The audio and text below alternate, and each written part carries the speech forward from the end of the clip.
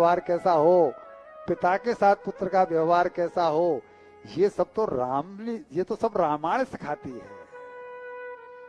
राम आने का अर्थ है ये बातें जब तक नहीं आएंगी तब तक जीवन में कन्हैया की लीलाओं का रस नहीं मिलने वाला।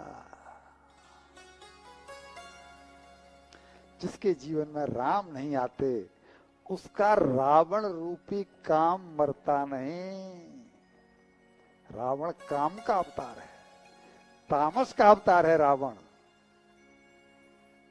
और बिना काम रूपी रावण के मरे जीवन में कन्हैया की लीलाओं का रस पैदा होता नहीं।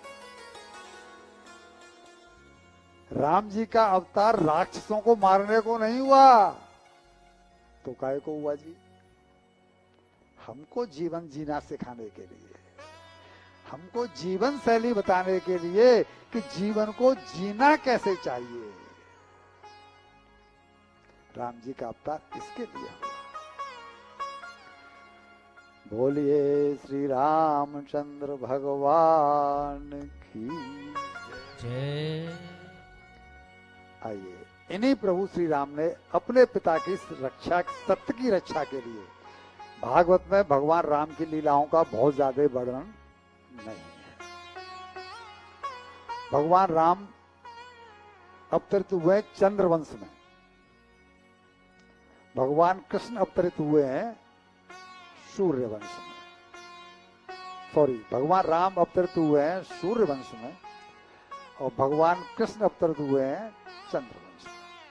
चूंकि भगवान कृष्ण की लीलाओं का हमें आगे वर्णन करना है, यानी चंद्रवंश की लीलाओं का वर्णन करना है, इसलिए सुखदेव जी ने बहुत सूक्ष्म में और इस चंद्रवंश का वर्णन, सूर्य वंश का वर्णन यानी राम जी के वंश का वर्णन यहाँ पर किया है। राम जी की बहुत ज्यादा लीलाएं भागवत में नहीं है, तो यहाँ थोड़ी सी लीलाओं का हमने प्रतिपादन वैसे तो किया है। आप लोगों की वो सब लीलाएं सुनी हुई हैं। अगर आप आज्ञा दें तो हम राम जी को प्रणाम करके और आगे बढ़ें, क्योंकि घड़ी ने 8:45 बजा दी है। लाला जी आज्ञा दीजिए, चौधरी साहब आज्ञा दीजिए। राम वो हम वही कहने वाले हैं कि सीता जी हुई, उनको वनवास हुआ, वो यहाँ गई, रावण से उनका युद्ध हुआ, सब कुछ वही कहने वाले हैं जो आपका सुना हुआ है।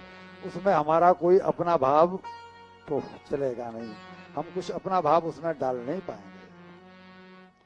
इसलिए आपसे आज्ञा ली, एक 10 मिनट हमारे पास और बच जाएं, क्योंकि जितना समय होगा उतना उस उत्सव का हम आनंद ले सकेंगे। पंडित जी हमारे बहुत ज्यादा तैयारी में आते हैं, वो कहते हैं बाबूजी आप हमें समय नहीं देते, और हम जो बधाइयां गाना चाहते हैं, कन्हैया की जन्म की जो बधाइयां सुनाना चाहते हैं, वो बधाइयां 1-2 गा के रह जाते हैं।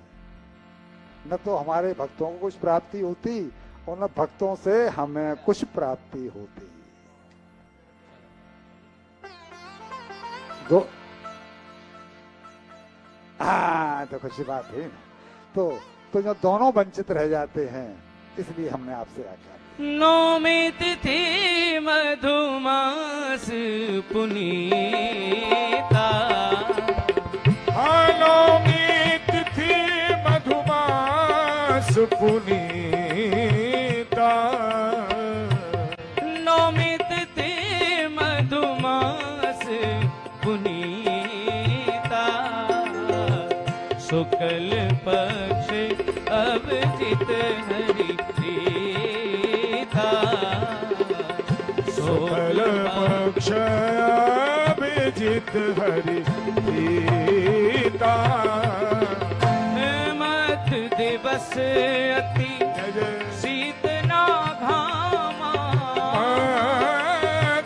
दिवस अति शीत न घामा, मध्य दिवस अति शीत ना घामा, मध्य दिवस अति शीत न घामा, पावन काल लोक में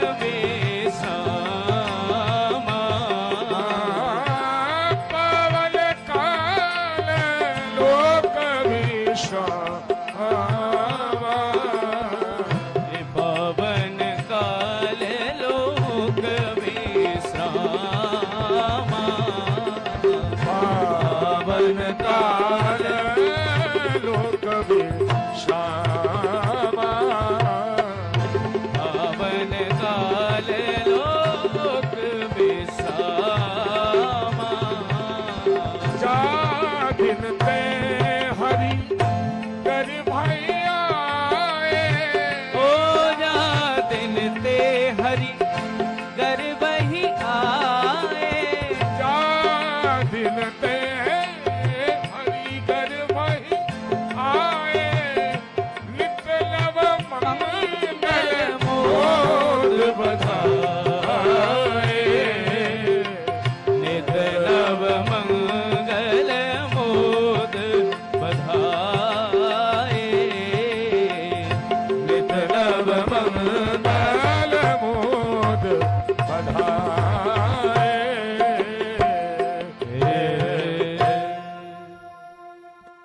बोलिए श्री रामचंद्र भगवान की। जय हो। पंडित जी ने वो कमी भी पूरी कर ही दी। वो कमी भी नहीं रहने दी। यही होना चाहिए। टीम वर्क इसी को कहते हैं कि किसी तरह से भी कोई कमी इधर उधर से रह नहीं जाए, कुछ न कुछ करके कर ही देना चाहिए। तो कहते हैं राजन, अब मैं आपको चंद्रवंश का वर्णन सुनाता हूं। इस वंश में एक राजा हुए हैं जिनका नाम हुआ है पुरुरवा। पुरुरवा। इनके 6 पुत्र और 1 कन्या हुई। इस कन्या का नाम है रेणुका।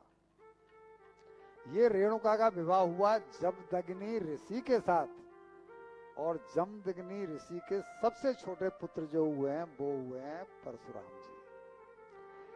सुनाया था कि परशुराम जी भगवान के अवतार हैं। परशुराम जी रेणुका माता के गर्भ से पैदा हुए हैं, जिन्होंने 21 बार है बंसी क्षत्रियों का संहार किया है। जो लोग ये कहते हैं कि उन्होंने क्षत्रियों का संहार किया, वो गलती करते हैं। केवल है बंसी क्षत्रियों का उन्होंने संहार किया है, सारे क्षत्रियों का नहीं। क्योंकि वो जो सहस्त्रार्जुन था वो है बंसी था, सभी लोगों का उन्होंने संहार नहीं किया है।